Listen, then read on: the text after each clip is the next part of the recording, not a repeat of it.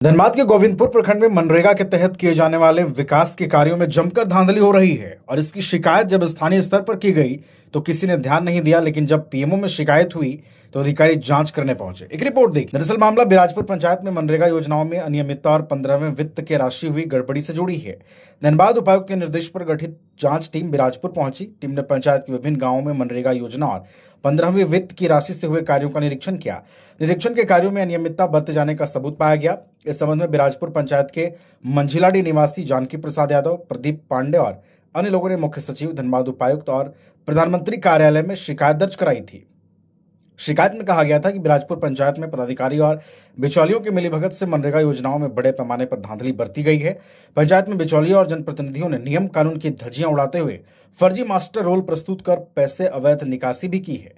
शिकायत करने के बाद भी कार्रवाई नहीं हुई। जांच टीम के कार्यपालक दंडाधिकारी नारायण एम, पीओ मनोज कुमार, कार्यपालक अभियंता ब्रिजलाल मरांडी, जेई मनोज मंडल ने मनरेगा योजना से छाताटांड गांव में निर्मित महेंद्र साव और प्रदीप साव के जमीन में कूप निर्माण, दामूडा गांव में सुनीता देवी और धनंजय महतो की जमीन डोभा निर्माण, मंझलाडी गांव में जानकी साव की जमीन में शेड निर्माण, मधुगोडा में किरण देवी आम बागवानी, प्रदीप पांडे के समतलीकरण और राधानगर में वासुदेव महतो की जमीन में आम बागवानी कार्य का निरीक्षण कर जांच पड़ताल किया और लाभुकों से पूछताछ भी की। पूछताछ के दौरान लाभुक प्रदीप कुमार पांडे और नवल किशोर पांडे ने कहा कि मेरे जमीन के समतलीकरण योजना में बिना कार्य किए एक बिचौलिए की मिलीभगत कर 61,000 रुपए निकाल लिए गए हैं। इस दौरान लाभुक और बिचौलिए आपस में भिड़ गए। लाभुक काम कराने की मांग करते हुए हो हल्ला करने लगे। फिर जांच टीम के अधिकारियों ने लाभुकों को समझा बुझाकर मामला शांत कराया।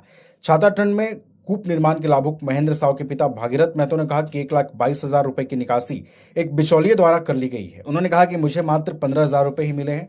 कूप बनाने में 10,000 रुपए बिचौलिए घूस भी देना पड़ा था, तब जाकर कूप पास हुआ था।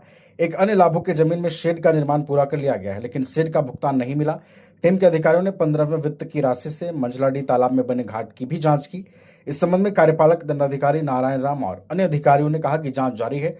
वहीं उपायुक्त ने बताया कि जांच रिपोर्ट आने के बाद जो लोग इस गड़बड़ झाले में शामिल होंगे उन पर कड़ी कार्रवाई। पर नरेगा रिव्यू में कुछ मेन जो गड़बड़ी पाई गई उस पर डीडीसी के द्वारा जांच टीम बनाई गई। जांच रिपोर्ट अभी आने वाली है और उसमें जो भी मेजर शिकायतें हैं जिस भी कर्मी पर होगा हम उस पर कड़ी कार्रवाई करेंगे। और सभी को यही संदेश देना चाहेंगे कि ग्रामीण क्षेत्र में जो योजनाएं सरकार की चल रही है उसमें किसी भी तरह की लापरवाही जो है हम लोग बर्दाश्त नहीं करेंगे। माननीय मुख्यमंत्री जी का, राज्य सरकार का सपना है कि गांव के एक एक आदमी का जो भी काम है वो सब ससमय और बिना किसी जो है बिचौलिए के, बिना किसी राशि के करना है। तो हम लोग उसको संज्ञान में रखें और कोशिश करें।